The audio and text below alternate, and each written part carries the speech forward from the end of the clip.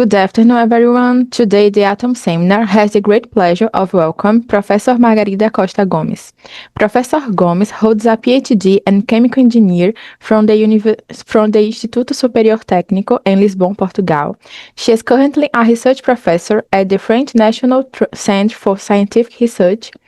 And Professor Gomes has nearly 200 publications and several prizes and distinctions, such as the Scientific Mentoring Award, Scientific Excellence Award, Prize New Technologies for the Environment, among others. Her research interests focus on the fields of physical chemistry and molecular thermodynamics of fluids and solutions containing ionic species. Her specific areas are related to polymers and ionic liquids, gases and ionic fluids, and porous ionic liquids. So once again, welcome, Professor Gomes. Thank you so much for accepting our invitation. It is a pleasure to have you here with us. Please feel free to start your presentation.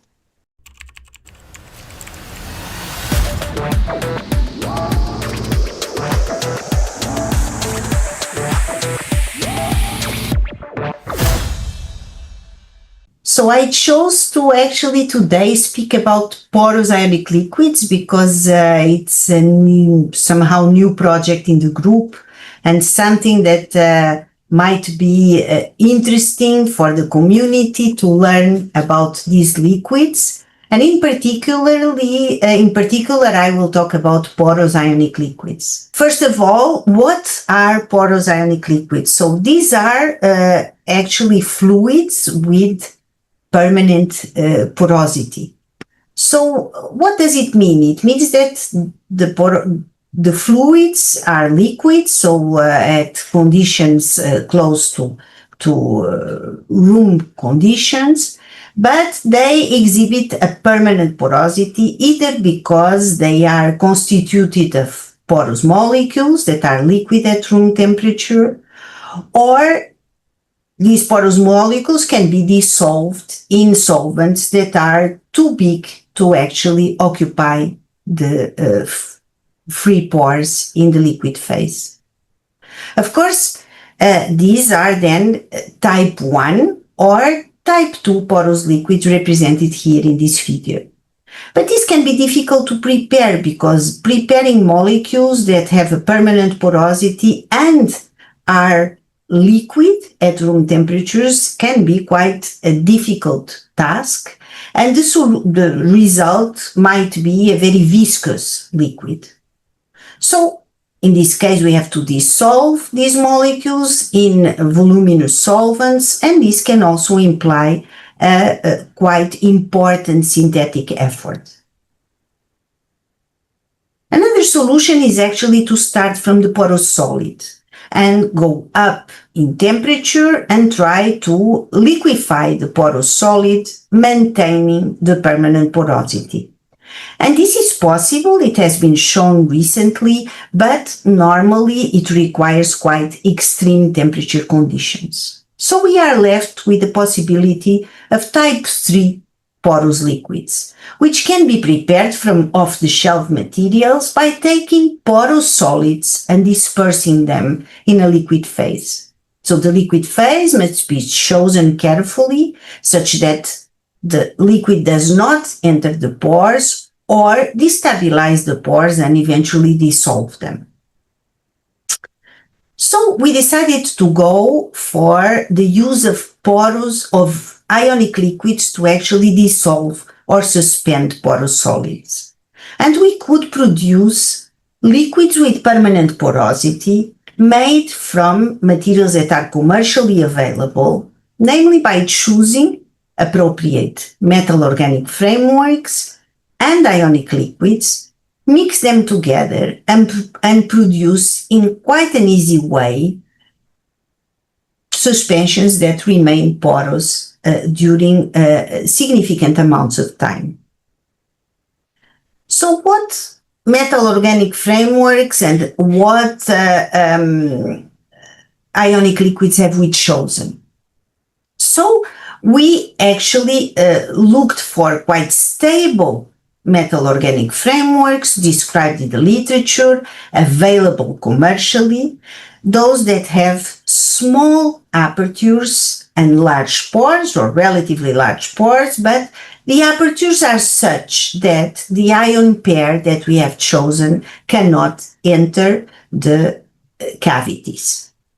So we looked at ZIF8 and we also looked at HCAST1, so a metal organic framework based on zinc or based on copper, and these were dispersed in ionic liquids that are based on phosphonium cations and bistriflulamide anions.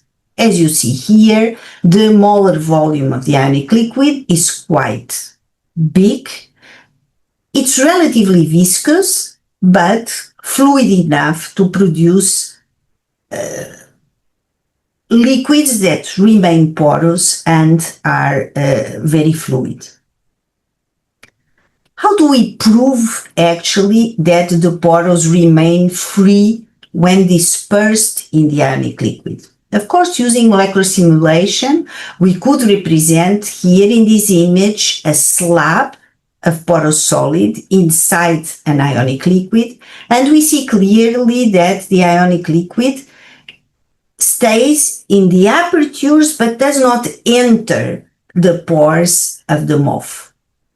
Experimentally, we could actually show that compared with the absorption of a gas in the pure ionic liquid, represented here as a function of pressure in black for the ionic liquid, when we add 2 or 5% in mass of ZIF8 in this ionic liquid, we observe an increase in the case of CO2 at room temperature of more than 60% in the absorption of gas. Of course, in other non-interacting gases like nitrogen, we observe, because its solubility is so low in the pure ionic liquid, we observe an increase up to more than 100% of the absorption of gas when we disperse 5% of ZIF8 in the ionic liquid. The dashed line represents the adsorption of the gas in the pure MOF, but of course it's represented here just for comparison because we just have 5% of the MOF dispersed in the ionic liquid, and we observed an immense increase of the capacity of the suspension. Why did we call those porous ionic liquids? Because we tried to study the structure of the suspensions, and we actually performed some X-ray measurements in the suspensions that are represented on the left of this slide, both for HCAST and ZIF8 suspensions in the phosphonium-based ionic liquid. So in black, we represent the structure of the ionic liquid, and in blue, the structure we measured with the X-ray of the suspension. So what we see is a superposition of the peaks of the solid with the structure of the liquid ionic liquid.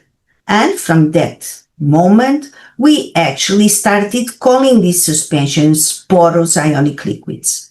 We see at low Q the typical structure of the ionic liquid with a pre-peak that represents the nanostructures that exist in the liquid phase of an ionic liquid that correspond to domains that are governed by organic van der Waals type interactions and others that represent the charge alternation typical of these molten salts. Some notes about the structure of the ionic liquid. So here I represent the phosphonium-based bistriflulamide ionic liquid we used to prepare lots of these suspensions.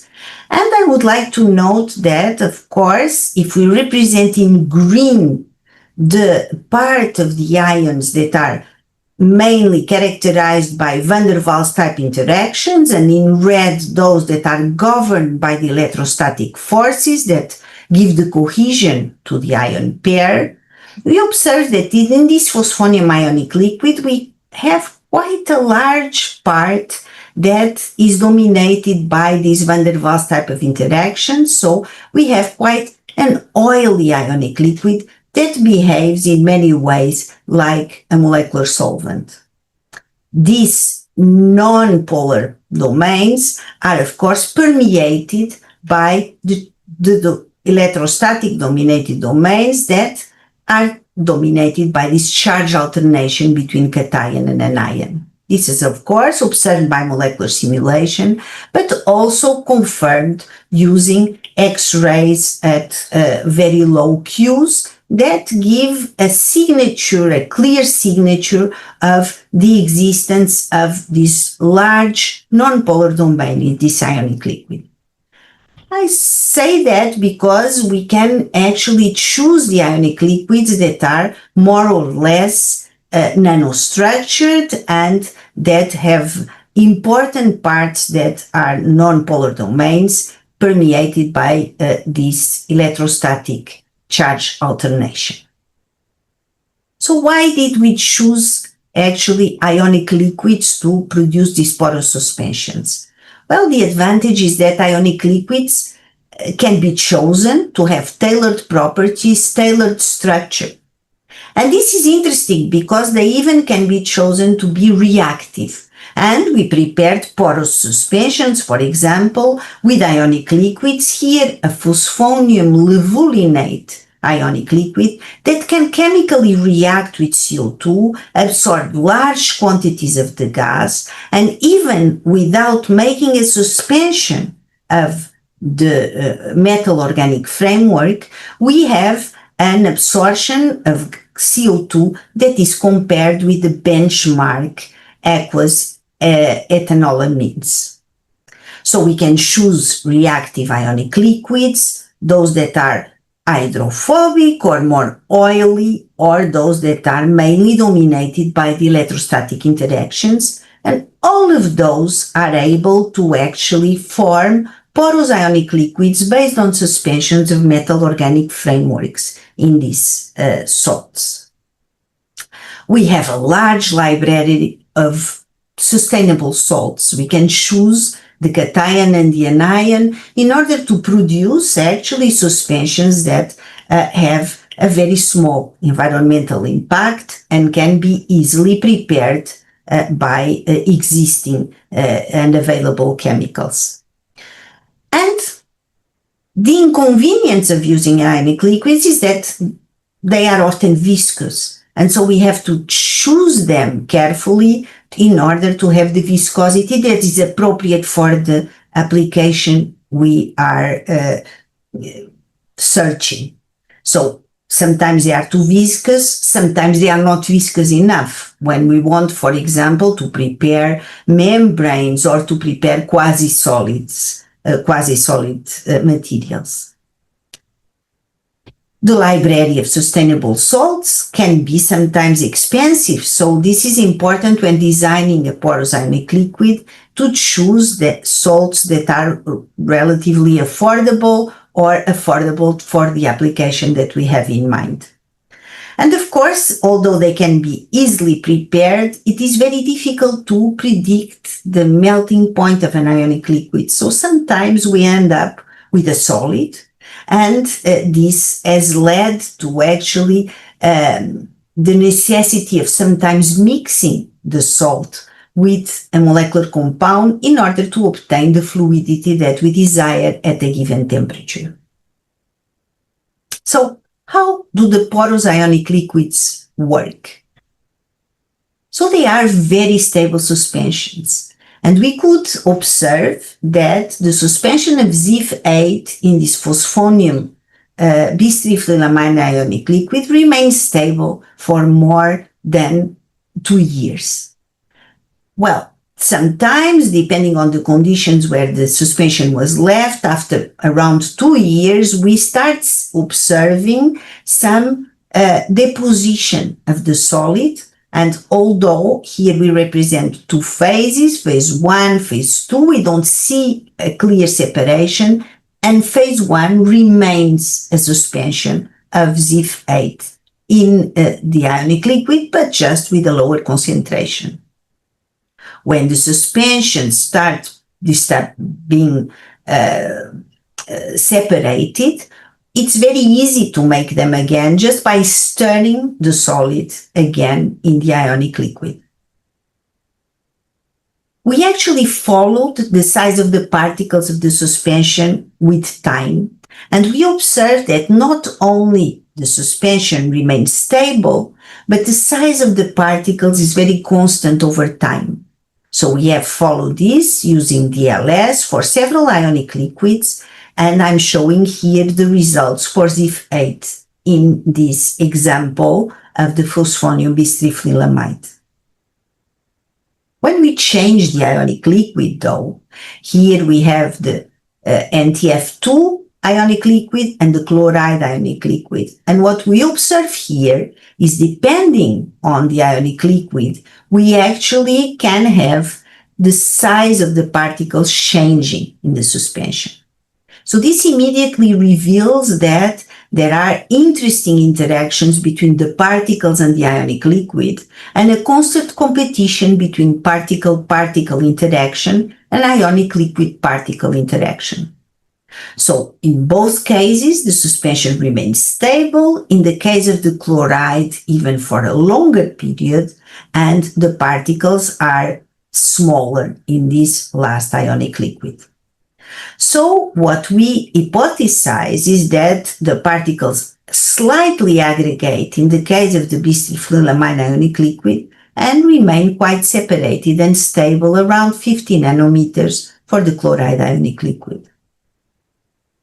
We also could observe these particles as the ionic liquid is not volatile, and we could use like imagery techniques that work at high vacuum. Why do the suspensions remain stable? Is it due to the viscosity of the liquids?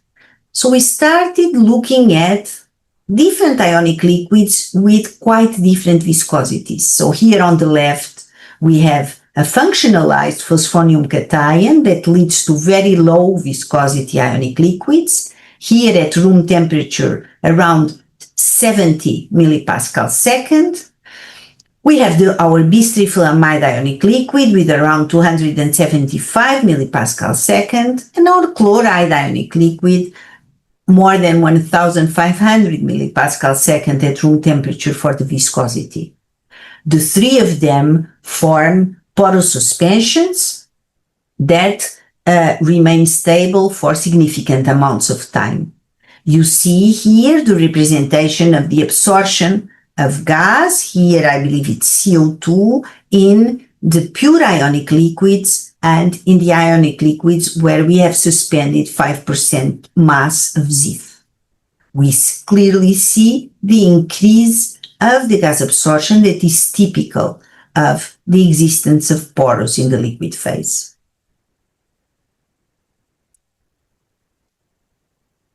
We started by studying the rheological behavior of these suspensions. So for the viscous ionic liquid based on the chloride anion, we observed that the suspensions exhibit a Newtonian behavior, and this up to 20% in mass of ZIF suspended. So we don't see any yield stress, no plasticity, and the viscosity, of course, both in the pure ionic liquid and in the suspension, decreases with temperature. This is not true for the ionic liquids with lower viscosity. In this case, what we observe is a non-Newtonian behavior with a very low yield stress. So it means that the suspensions actually behave as liquids in the lab because the acceleration of gravity is enough to actually go above the yield stress of these suspensions. And what is interesting is that they are ideal Bingham fluids, which means that after we pass this yield stress, that is again very low, we observe a Newtonian behavior from then on. And this is a very interesting observation, as it is relatively rare for this type of suspensions of solids in viscous fluids. Another interesting observation is that the viscosity of the suspensions is quite manageable, meaning that although it increases with the increase of the concentration of the metal organic framework in suspension, it remains quite manageable. And we can see here for the case of the bisphenilamide based ionic liquid, where we actually above 50 Celsius have viscosities for 5% in mass of ZIF8 below 100 millipascal second, and above 60 Celsius, we can even increase the concentration of the metal organic framework in the suspension and remain with viscosities that are well below 100 millipascal second.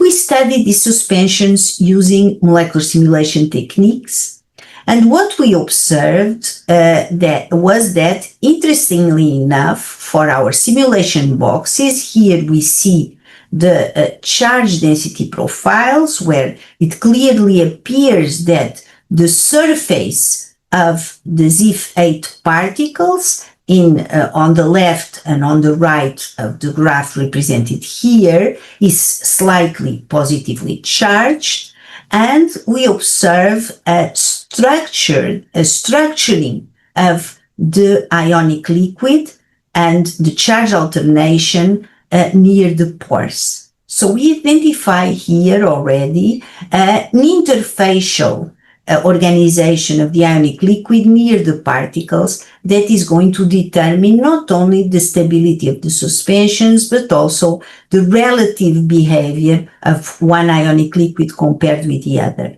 So we compared the bisphenilamide with chloride, and we observed that in the case of chloride, the structuring at the surface of the ZIF particles is much more important. And it's actually linked to the structure of the liquid itself.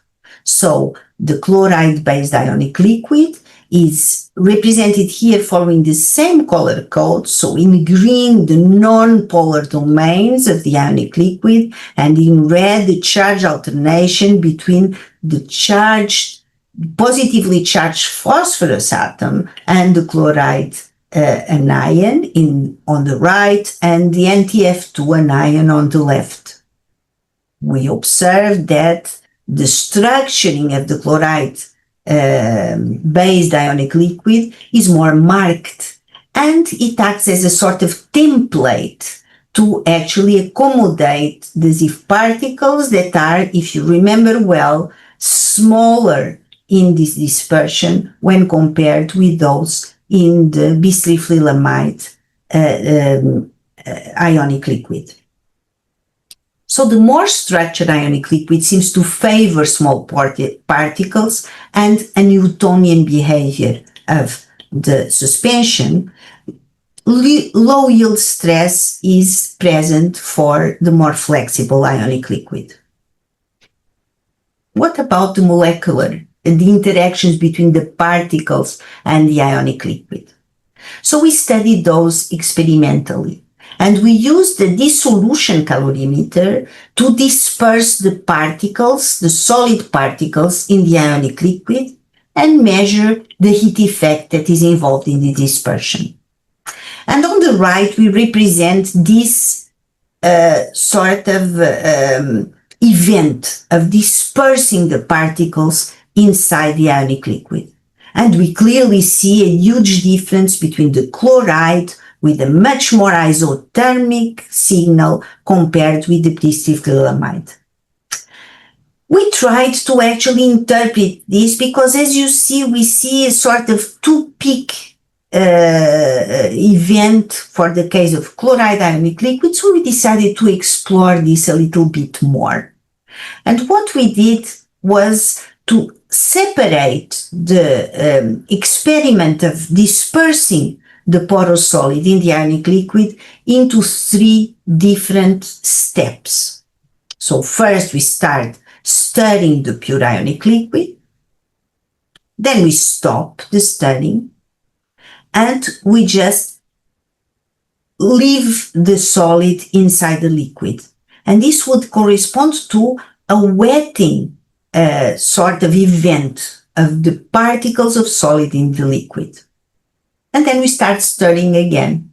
And this should correspond to the dispersing. And we should be able to assess the dispersing event and how it is, how the energetics of this event actually appear in the calorimetric measurement. And indeed, we observed that we had a response in our calorimeter, and we could actually see when we start stirring and stop stirring the ionic liquid, we see a displacement, so a signal that is due to the heat caused by the stirring of a viscous liquid. Then we have a blank experiment with an empty cartridge. And then the first peak will correspond to this releasing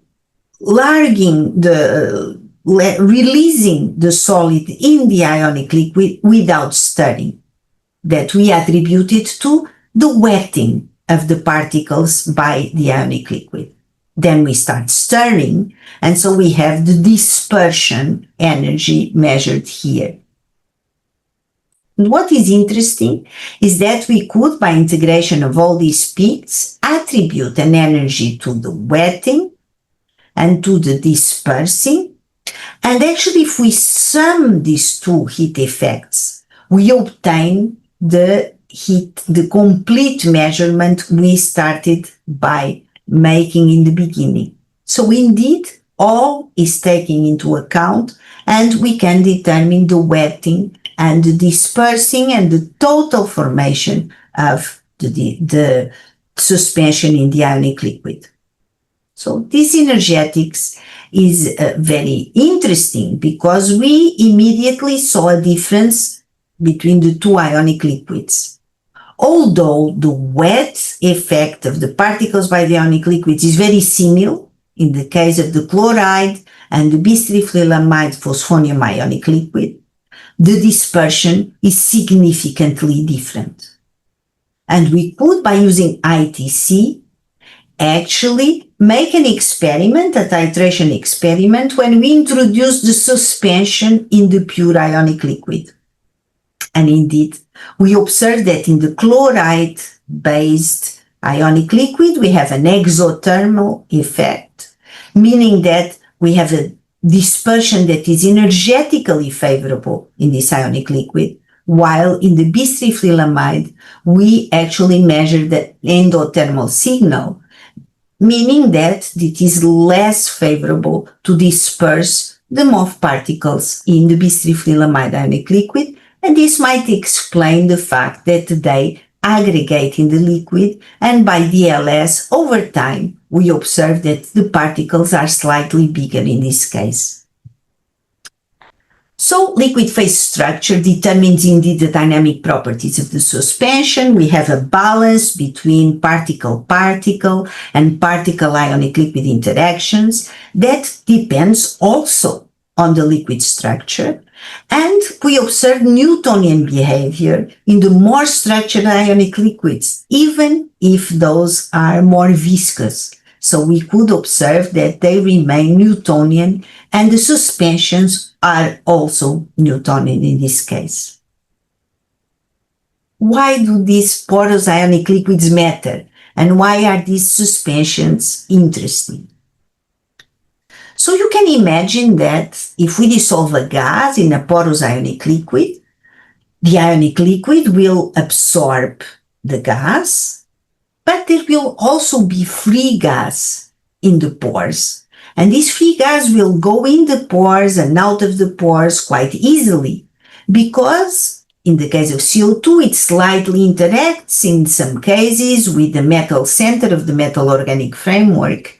But if we choose a non-interacting gas, it will go in and out very easily, because it is just a question of the free volume that exists in this fluid phase.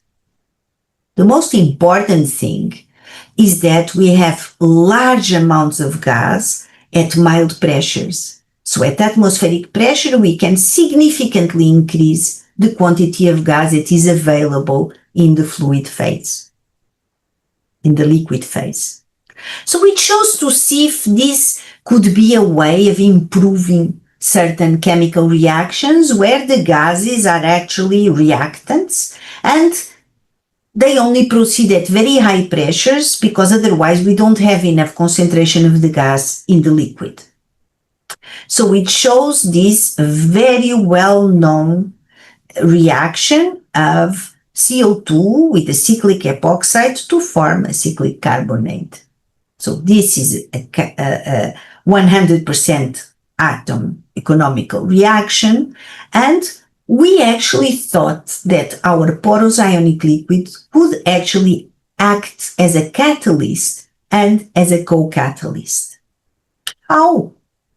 Well, the benchmark for this reaction is to use actually a nucleophile that is normally a quaternarium ammonium salt with an halogenate anion, and as a co-catalyst, an organometallic species where the metal center will be stabilizing the opening of the ring for the reaction to proceed with CO2.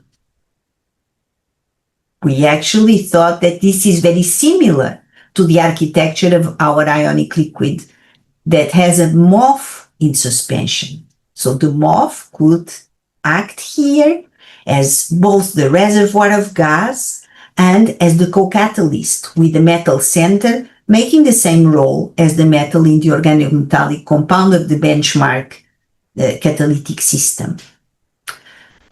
It would be enough to use chloride-based ionic liquid, and the chloride anion would be there, the nucleophile that would serve as a catalyst for the reaction.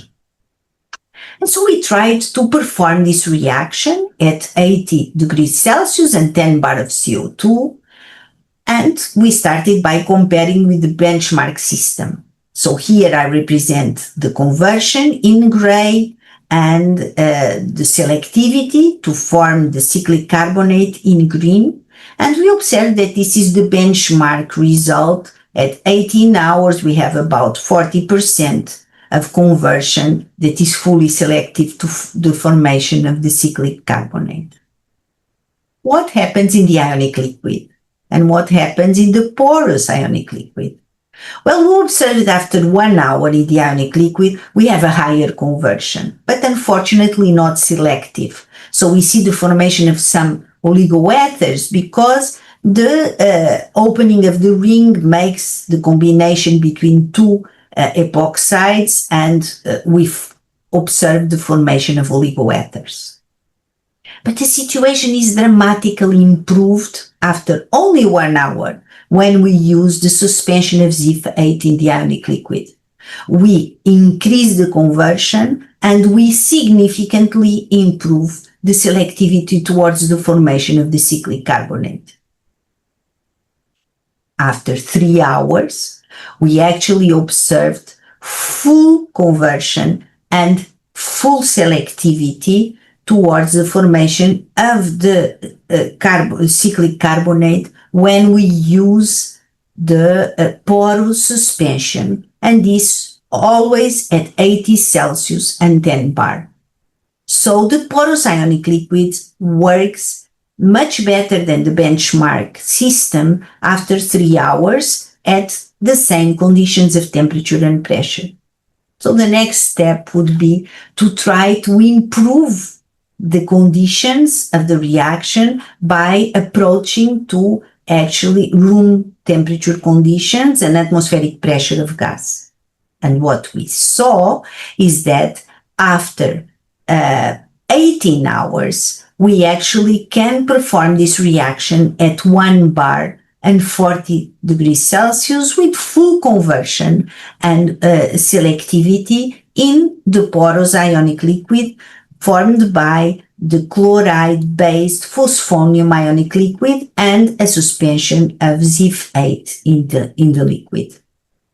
So we could indeed show that porous ionic liquids matter and it is possible to use them to perform very standard chemical reactions that are very well known and allow to actually lower the pressure and sometimes the temperature of the reaction, because a lot of gas is then available in the solution for to actually react and follow the reaction path we are interested in. So how can we explain this selectivity? This was a very curious observation for us, because we could see that the conversion was higher because we had larger concentrations of gas, but the selectivity was more difficult to explain. And so we tried to simulate the structure of the different ionic liquids near the pores. And what you see here is that depending on the size of the cation and the anion, and so on the size of the non-porous and porous part of the ionic liquid, we see a structure near the apertures of the sieves that is quite different. Here on the left, we see that we have in majority the non-polar part of the ionic liquid near the apertures of the sieve, while when we have a much smaller cation on the right, we have alternation between porous and non-porous part. So by representing the structure of the ionic liquid and of the porous suspension around the epoxide that we used for the reaction, we immediately see a competition of the metal center by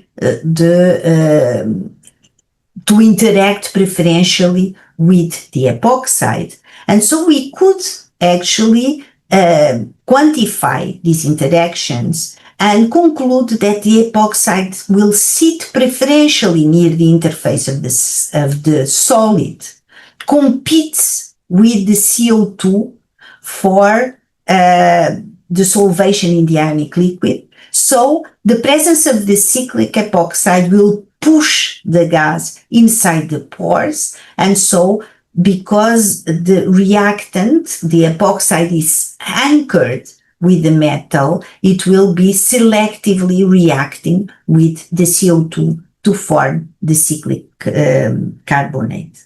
So it is interesting here in this density profile to observe that this importance of the interfacial region between the particles of the solid and the ionic liquid, and how this interfacial region can actually not only be responsible of larger amount of gases in the pores, but also creating a new solvation environment that will eventually improve the selectivity of the reactions that are done in this medium. To finish off, I would like to talk about the negative examples of the porous ionic liquids, because not all the suspension remain porous. So this is interesting, because if we want to produce a porous ionic liquid, it's not enough to choose any MOF with an ionic liquid that is voluminous, because, for example, here in the magnesium MOF 74, a very well-known, commercially available metal organic framework, we observe that it does not produce porous suspensions, and the ionic liquid permeates the MOF, completely fills the pores, and so we observe no difference between the absorption, for example, here of methane, between the pure ionic liquid and the suspension of a quantity of MOF in this ionic liquid. We also observe that when we have very interesting reactive ionic liquids capable of absorbing through different mechanisms large quantities of CO2. So here I represent a phosphonium triazolate ionic liquid that is capable of actually reacting with CO2 both through the anion and through the cation, so leading to large, very important absorptions of CO2 that are reversible in this ionic liquid. But the products of this reaction were actually proven to be endangering the porosity of the liquid. So if we actually suspend ZIF-8 in this phosphonium triazolate ionic liquid, we observe an increase of the solubility of methane in the suspension, meaning that we have a porous suspension. After we expose this ionic liquid to CO2, we actually observe the porosity is lost after CO2 exposure, and indeed we looked for the reasons of that. And first of all, just by looking at an NMR tube with the suspension before CO2 absorption and after, we immediately see no suspension is left after exposure to CO2.